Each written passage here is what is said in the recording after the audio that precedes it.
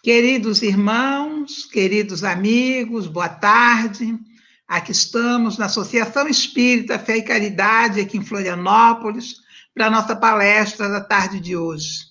Queremos agradecer a presença de todos neste momento, que todos os nossos pensamentos e sentimentos possam chegar até aqui, neste salão, onde nós estamos com os nossos pensamentos, pedindo a Jesus e essa espiritualidade amiga para colocar sobre todos nós esse sentimento de amor, de paz, de esperança, de fraternidade e de alegria.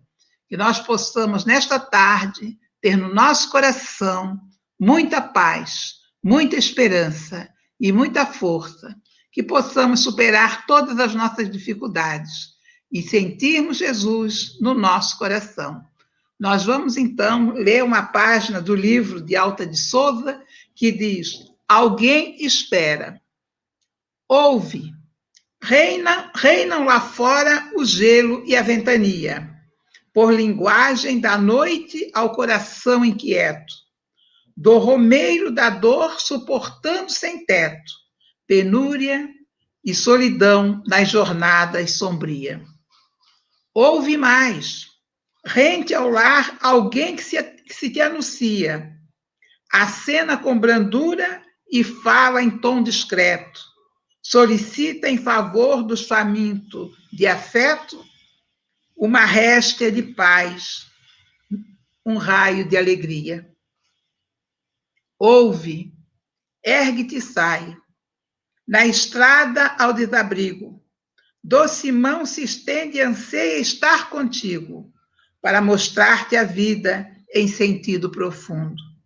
Esse alguém é Jesus, cuja fé não descansa, pedindo-te consolo, assistência e esperança, a serviço do amor na redenção do mundo. Então, que todos nós possamos fortalecer a nossa fé, a nossa esperança e termos coragem para superar todas as nossas dificuldades. Juntamos os nossos corações e os nossos sentimentos para pedir a Jesus por todos que estamos neste momento participando desta oração e desta palestra que vai se iniciar. Então, nós pedimos a Jesus e agradecemos com a prece que Jesus nos ensinou. Pai nosso que estás nos céus, santificado seja o teu nome. Venha a nós o vosso reino, seja feita a vossa vontade, assim na terra como nos céus. O pão nosso de cada dia nos dai hoje. Perdoai as nossas dívidas, assim como nós perdoamos aos nossos devedores. E não nos deixeis, Senhor, cairmos em tentações, mas livra-nos de todo mal, que assim seja. Nós pedimos a Jesus essa proteção divina sobre todos nós e que traga ao coração de Carla, que ela possa fazer um bom trabalho e transmitir aquilo que ela preparou para a nossa tarde de hoje. Que Jesus abençoe a todos nós. Muito obrigada. Olá, boa tarde a todos. Obrigada, Ilani. Muito pertinente ao tema da tarde de hoje, a tua leitura, né, com esse convite que Jesus nos faz, né? E hoje, então, estamos entrando no terceiro capítulo do livro Jesus de Atualidade, né, da nossa autora espiritual Joana de Ângeles, psicografado pelo Divaldo, né, onde Jesus, a autora, ela discute um pouco a questão da perspectiva dos ensinamentos de Jesus na atualidade. Hoje, então, ele traz, ela, melhor dizendo, né, traz essa perspectiva de humanidade, né? Jesus e atualidade, humanidade. E quando eu comecei a estudar, a primeira coisa que eu gosto de fazer é entender um pouco as palavras, né? Acho que isso, inclusive, é uma coisa que eu aprendi com a Joana, porque ela usa umas palavras bem complexas, às vezes, que a gente fica... O que será que quer dizer? Enfim, eu tenho ampliado muito meu vocabulário graças a ela, assim, né?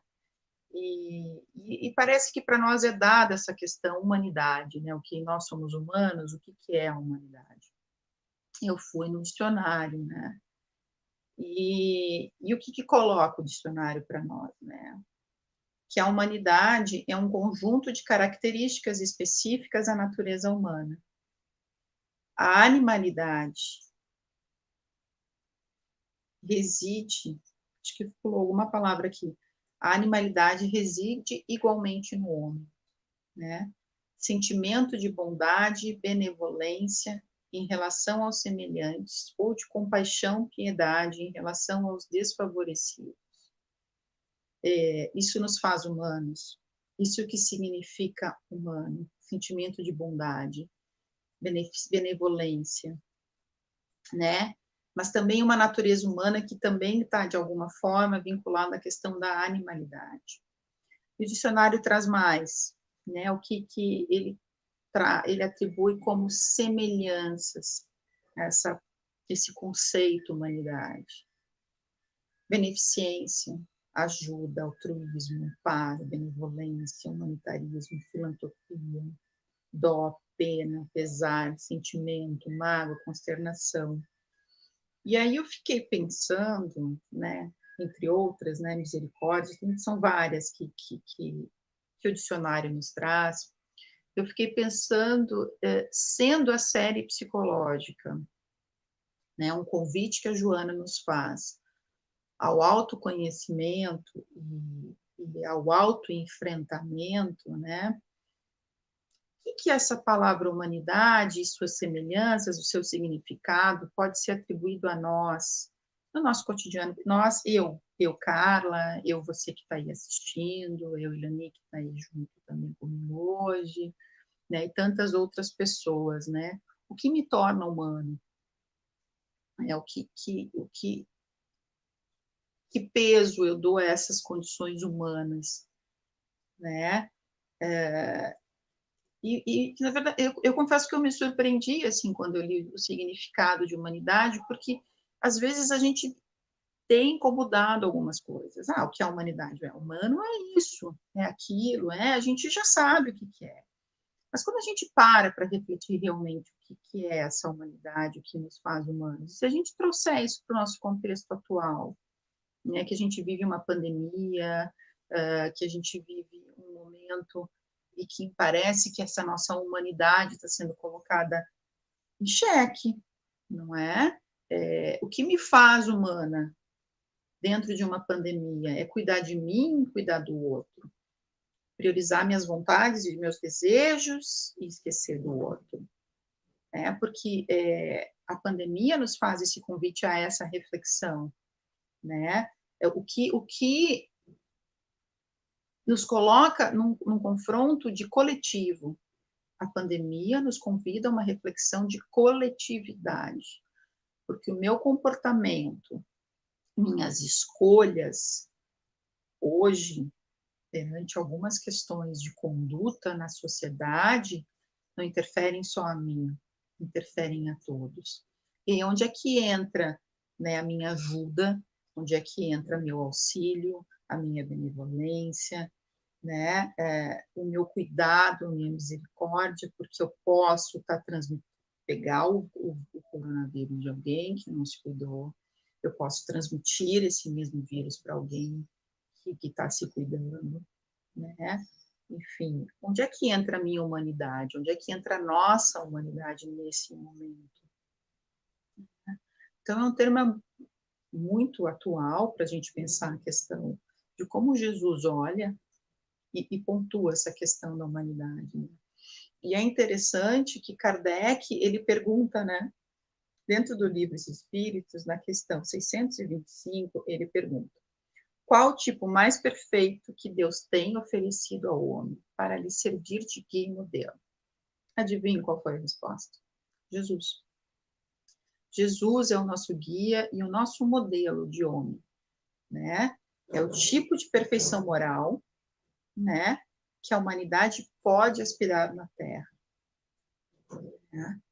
E é interessante porque pode aspirar na Terra, a gente pode alcançar esse processo, porque ele mostrou, por meio do exemplo, como é viver na matéria com os olhos e o foco no mundo maior. O que isso quer dizer? Que ele tinha um entendimento e evolução de que o reino de Deus não é deste mundo, é lá. Lá é a nossa verdadeira vida. O plano espiritual é a nossa verdadeira vida. O reino de Deus está lá, não aqui. Só essa compreensão que Jesus tinha, né, fazia com que ele enfrentasse todas as dificuldades, todos os desafios, todos os questionamentos, todas as ponderações que muitas vezes nós pensamos, meu Deus, ele passou por tanta coisa sem precisar, sem ter evolução. Mas ele passou aquilo com uma tranquilidade, com uma amorosidade, que é muitas vezes difícil da gente compreender. Mas os olhos e o objetivo maior de Jesus não estava aqui no plano material onde estamos, e sim no plano maior, no reino de Deus, no reino do Pai. Com isso, ele conseguia abstrair, perdoar e ponderar coisas que nós muitas vezes não temos o alcance devido ao momento em que estamos, né? E ele, assim como nós, também passou por todos os estágios da evolução, né? Por isso que ele é o tipo de perfeição moral que a humanidade pode aspirar na Terra, a gente pode aspirar a alcançar. Porque esse é o processo evolutivo do espírito, né? Passando por todos os estágios de evolução, ele é o Filho de Deus, não Deus, né? E nos mostra aí nesse momento, com essa consideração, com esse esclarecimento de que nós somos seus irmãos.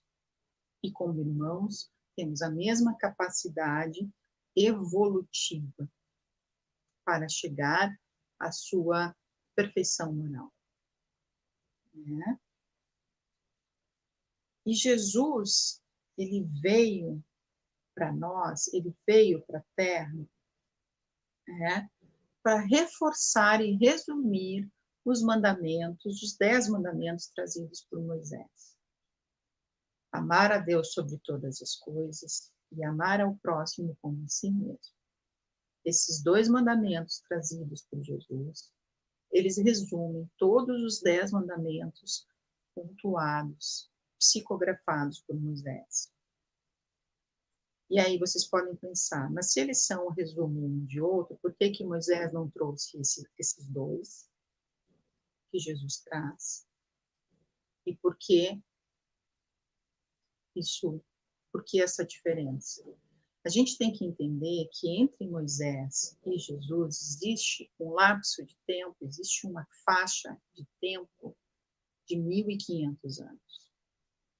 Os 10 mandamentos trazidos por Moisés eram orientadores que eram compreensíveis e que eram passíveis de entendimento da humanidade naquele momento, 1.500 anos. A vinda de Jesus já mostra, já traz, né, que nós, enquanto humanidade, avançamos um pouco e conseguiríamos entender esse resumo. Amar a Deus sobre todas as coisas e a si mesmo, ao próximo como a si mesmo, né? Então, se a gente pensar não matar, não roubar, né? Eu não quero que o outro faça isso comigo. Então, eu não vou fazer para o outro. Então, se eu não faço para mim, eu não vou fazer para o outro. Amar ao próximo como a si mesmo. Se eu não quero que aconteça comigo, eu não vou fazer para o outro. Amar ao próximo como a si mesmo. Se vale para mim, tem que valer para o outro. Essa é a lógica do amar ao próximo como a si mesmo. Por que amar a Deus sobre todas as coisas? Porque Deus é o nosso guia. Ele é que nos conduz, Ele é que nos ampara, Ele é que nos acolhe. Essa é a fé. Né? Então, muito interessante a gente pensar nessa questão dos mandamentos, num resumo, que a gente pode resumir em uma única palavra: amor. Essa é a palavra. Esse é o maior ensinamento de Jesus, né? E Jesus, ele exemplificou o amor todo o tempo. Toda a sua vida foi um exemplo de amor. E nós conhecemos esses exemplos, né? Mas nós vivenciamos esses exemplos. Como é que a gente vive a nossa vida? A gente releva uma ofensa, a gente perdoa, a gente compreende o momento e a ignorância, a dificuldade do outro diante de algumas condições. Ou a gente ainda continua na lei de talhão, olho por olho, dente por dente. Você me ofende, eu te ofendo. Você me bate, eu te bato. Esse não foi o exemplo que Jesus nos trouxe. Jesus nos exemplifica o amor, né? E é só a partir do momento em que nós começamos a nos sentir desconfortáveis, incomodados com as nossas condutas, com as nossas posturas, com as nossas dificuldades, é que a gente começa a buscar um movimento diferente, a gente começa a buscar algo que nos conforte, algo que nos auxilie a melhorar, a evoluir, né? Que exercícios, que exemplos que Jesus traz? Amor, empatia, né? E todas aquelas semelhanças ditas na palavra, vinculadas à palavra humanidade.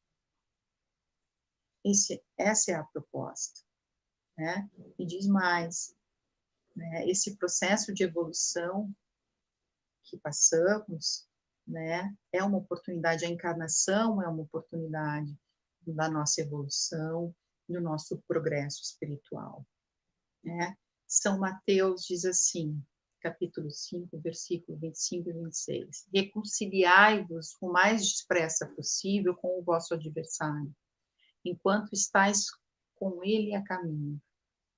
Digo-vos em verdade que daí não saireis enquanto não houverdes pago o último centavo.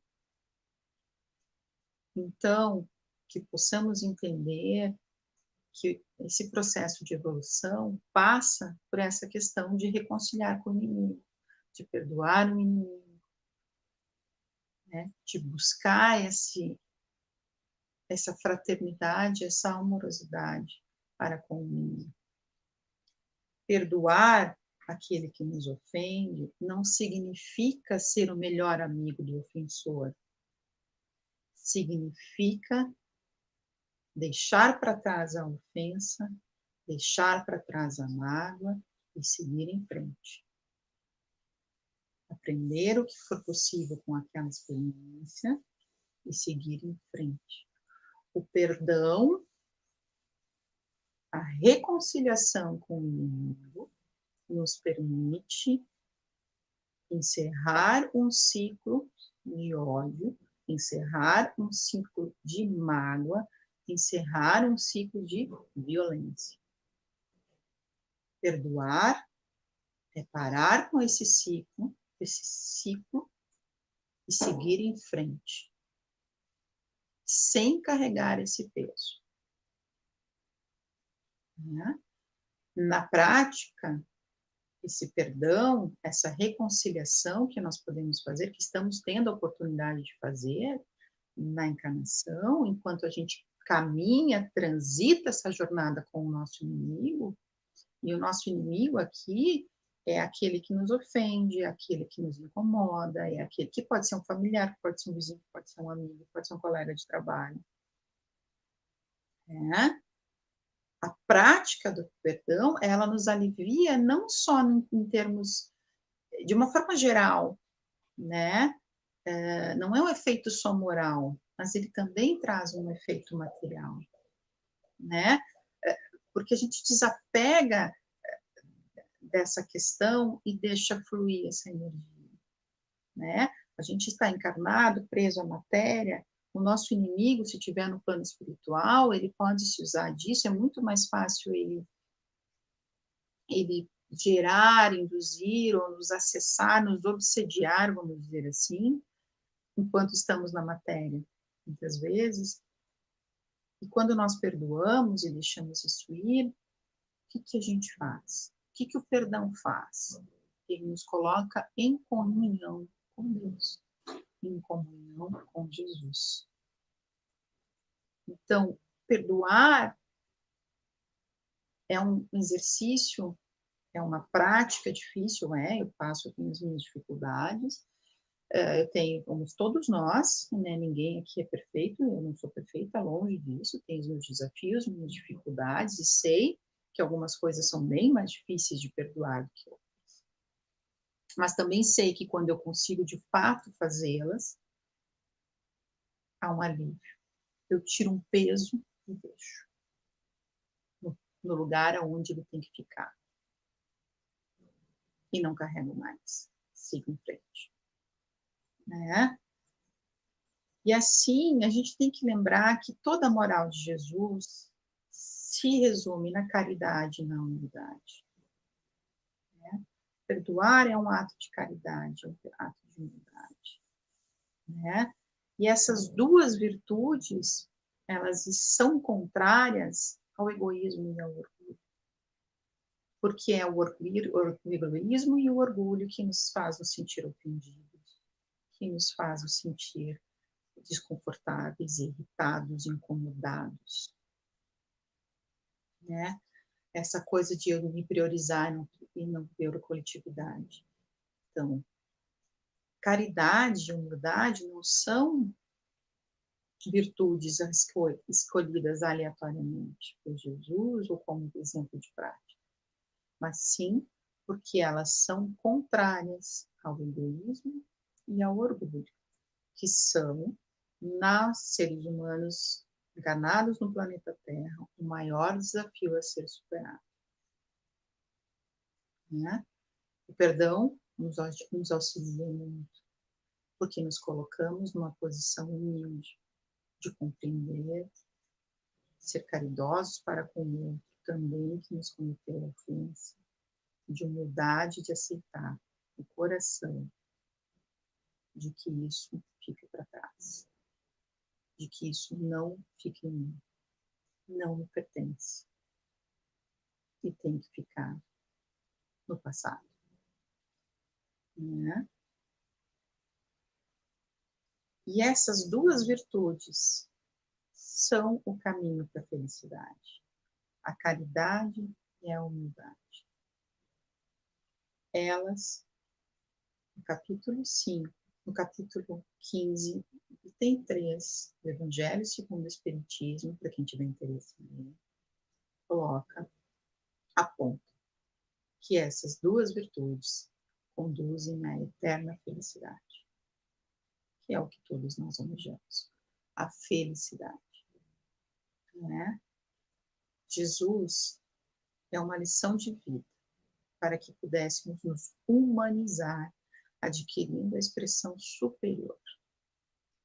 No seu tempo, e ainda agora, o homem tem sido símbolo de violência, prepotência e presunção, dominador exterior, retorcendo-se a sua fragilidade, os seus conflitos e perecibilidade. Como se, o que a Joana quer dizer aqui? Que nós ficamos nos combatendo, nos confrontando com as nossas fragilidades, com os nossos conflitos, com as nossas dificuldades. E que esses confrontos, muitas vezes, pautados no egoísmo e no orgulho, eles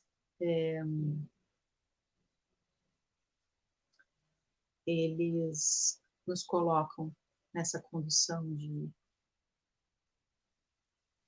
de violência, de raiva, de ter que retroceder.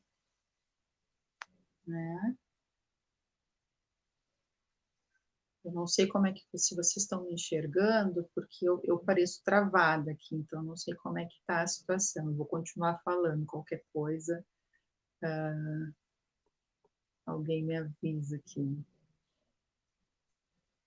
Bom, vou continuar. Por enquanto, ninguém me chamou no WhatsApp, tá tudo bem. É que para mim travou a tela aqui, gente, por isso que eu dei essa parada. Né? Então, nos confrontando, nos debatendo com as nossas fragilidades, com as nossas dificuldades, né, a gente acaba gerando, pautados no nosso egoísmo e orgulho, mais dificuldades para nós mesmos. Né?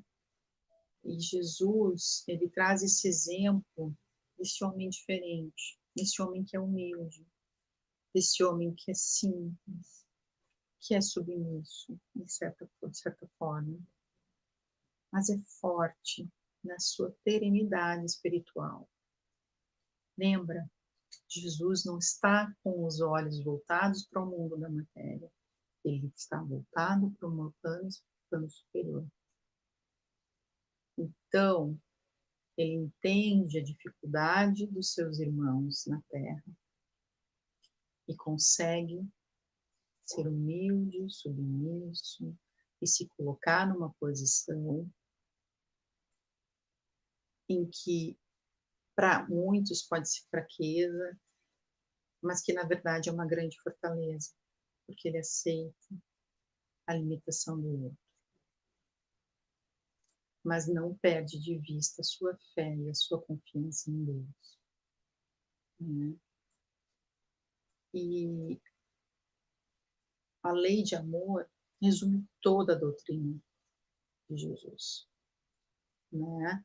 Lázaro, no Evangelho segundo o Espiritismo, capítulo 11, item 8, descreve a evolução do homem e coloca: o amor resume, visto que esse é o sentimento por excelência, e os sentimentos são os instintos elevados à altura do progresso feito. Em sua origem, o homem só tem instintos. Quanto mais avançado e corrompido, só tem sensações. Quando instruído e depurado, tem sentimentos. Vamos imaginar uma tabela. Vamos imaginar que as minhas mãos. Deste lado aqui, a gente tem a angelitude. Desse lado, a gente tem a animalidade. Angelitude, animalidade. Viemos de um lado, da animalidade para a angelitude. À medida que evoluímos e que crescemos, vamos saindo da postura de animalidade e crescendo na angelitude. Gostaria de poder mostrar um gráfico para vocês que ficaria mais fácil, mas eu vou compartilhar isso quando as meninas fizerem um resumo lá no blog da associação. Vou sugerir vou fazer o gráfico para ficar mais claro. Né? Então, à medida em que vamos saindo da animalidade na direção da angelitude, que vamos perdendo características da animalidade e crescendo e aumentando nossas características, nos aproximando da angelitude, nós vamos nos depurando. Por isso que aqui, na origem, a animalidade, somos só instintos. Quando avançamos, quando é avançar, quanto mais avançamos e processamos e somos corrompidos e confrontados com questões, vamos nos depurando. E aí passamos de instinto para sensações, e das sensações, quando instruídos e depurados, para os sentimentos. E o amor é o sentimento maior. E essa é a grande palavra que Jesus nos traz, amor. Né? Não, e é interessante pensar que Jesus não se utilizou de ilusões, né? Ele não, nem de raciocínios, nem de ações, nem deduções, jamais aplicou comportamentos excêntricos ou fórmulas complexas para passar seus ensinamentos, né? O amor é seu pilar de ética humanizadora para a felicidade. O amor é seu pilar de sustentação. Né? E utilizou-se de coisas simples do cotidiano das pessoas, como o grão de mostarda. Se tivermos fé do tamanho de grão de mostarda, moveremos montanhas. Parábola do bom samaritano, né? E tantas outras atividades cotidianas de pesca da rede para ensinar e para mostrar, né, a diversidade dos sentimentos humanos ante o pólen da sua palavra divina. O Sermão da Montanha inverteu totalmente o convencional da época e que ouso dizer de hoje ainda temos, onde se tinha entendido, né, que o quem tinha mais, que era aceito sem discussão, o triunfador era o máximo, que era o melhor. O Sermão da Montanha inverte essa condição, porque ele coloca: bem-aventurados os pobres de espírito, porque dele o reino dos céus.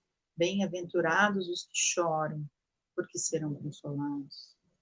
Bem-aventurados os que têm fome e sede de justiça, porque estes já estão um passo à frente no progresso espiritual. Esses já estão numa etapa em que eles entendem que essa condição pode ser, sim, uma condição de resgate, uma condição que eles estão resgatando a partir de algo que eles já prejudicaram, que outrora eles puderam ser esses, que também humilharam outros irmãos, que também dificultaram, que também injustiçaram esses irmãos. E coloca, né, essa questão: bem-aventurados os que estão com dificuldades, os que sofrem, os que choram. E é interessante que Jesus nega ao mundo sem o maldizer, abençoando nas maravilhosas paisagens nas quais atende a dor e deixa-se mergulhar em meditações profundas sob o faiscar das estrelas comíferas do infinito. Jesus na humanidade significa a luz que aquece e clareia. E o que ele quer dizer, o que a Joana quer dizer com nega o mundo sem dizer? Repito, ele entende que nós estamos aqui de passagem e o nosso objetivo final é o reino de Deus, é o plano espiritual. E aí, na última parte do livro, a Joana coloca, né, não de forma explícita, como encontrar Jesus, né? E aí ela pondera: se te deixastes fossilizar por doutrinas ortodoxas que pretendem nele ter o seu fundador, renasce e busca-o na multidão, no silêncio da reflexão. Se te decepcionaste com aqueles que se dizem seguidores dele, mas não vivem os exemplos dele, perdoa-os, seguindo-o na simplicidade dos convites que ele te merece. Se não lhe sentiste o calor, rompe o frio da tua indiferença e faze-te um pouco imparcial, sem reações adrede estabelecidas, facultando-lhe penetrar o coração e a mente. Ou seja, se ficar em dúvida por uma doutrina, por uma decepção, porque todos que conduzem doutrinas, que os que se dizem seguidores, né, são seres humanos, são espíritos em evolução como eu e vocês. Então, perdoa-os. E não perca de vista o exemplo de Jesus, porque ele é o maior exemplo que Deus nos deu. Exemplo a ser seguido. modelo a ser seguido, aquilo que podemos alcançar. Então, tire os filtros e olhe para Jesus. Sempre que tiver dúvida, sempre que se decepcionar com a condução de alguém, de uma doutrina, de algumas falas ditas em seu nome, tira essas referências e olhe para a vida de Jesus, porque ele é o exemplo maior. Né? Na nossa condição humana, necessitamos dele para crescer, saindo dos nossos limites para o infinito do seu amor. Jesus veio para nos humanizar, sem dúvida. Cabe-te agora esquecer por momentos das tuas pequenezas e recebê-lo assim, cristificando-te no logro da tua realização plena e total. Então, vamos esquecer das nossas pequenezas materiais e, como Jesus, termos o nosso foco no reino de Deus. Muito obrigada, gente. Espero que eu tenha conseguido ser clara e trazer esse ser angelical que nos vem trazer a sua humanidade como exemplo maior. Boa tarde.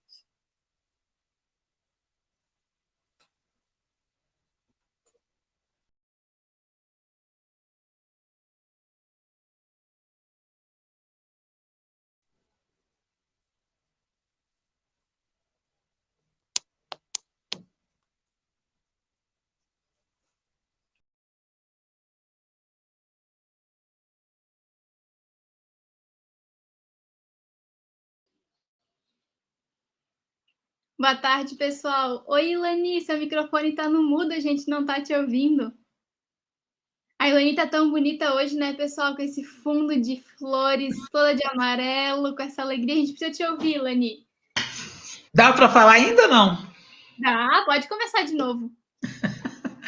Então, queridos amigos, queridos irmãos, agradecemos a Jesus pela oportunidade, agradecemos a Carla por esta palestra, por esta fala tão querida ao nosso coração, e pedimos a Jesus que ampare a todos nós que aqui tivemos oportunidade de participar. E nós trouxemos do mesmo livro que lemos na abertura, uma trova para Jesus. Caridade onde estiveres, lenindo as dores de alguém. Onde sirva, onde fales, Jesus estará também.